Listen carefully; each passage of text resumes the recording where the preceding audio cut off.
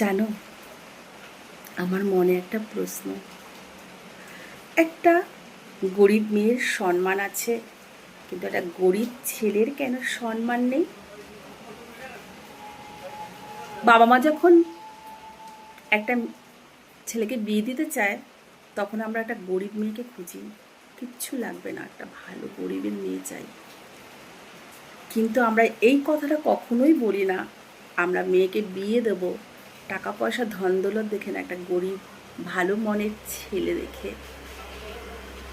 আমরা বাবা মারাও কিন্তু অনেক স্বার্থপর, আমাদের সন্তানকে ভালো রাখার জন্য পরের ছেলেকে খুঁজি, তাই না? একটা ছেলের পকেট ভর্তি কিন্তু তার সম্মান, সংসারে, সমাজ, বাবা মা, ভাই বোন, অর্ধাঙ্গিনী, এমনকি তার সন্তানরাও তখন তাকে আকাশ সমান সম্মান করে। আর তখন তার পকেটে যদি পয়সা না থাকে, তাকে কেউ পোছে না। কিন্তু তারা জানে না, ওই গরিব মানুষটি একটা সংসারের বটগাছের ছায়া। আমরা মেয়েরা স্বামীর বাড়ি পান্তা ভাত যদি খাই, বিরক্তি হয়ে বাবার বাড়ি চলে যাই বিরিয়ানি ভাত খেতে।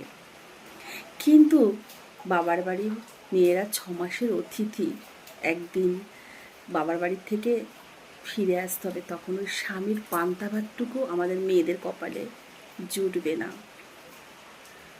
তোমরা মানো আর নাই মানো, মিলিয়ে নিও। সবাইকে বলি রাধে রাধে। ভালো লাগলে লাইক কমেন্ট শেয়ার করে পাশে থেকো বন্ধুরা। আমার কথাটা তোমরা মিলিয়ে নিও। ভালো থেকো, সুস্থ থেকো। এখানেই রাখলাম, টাটা।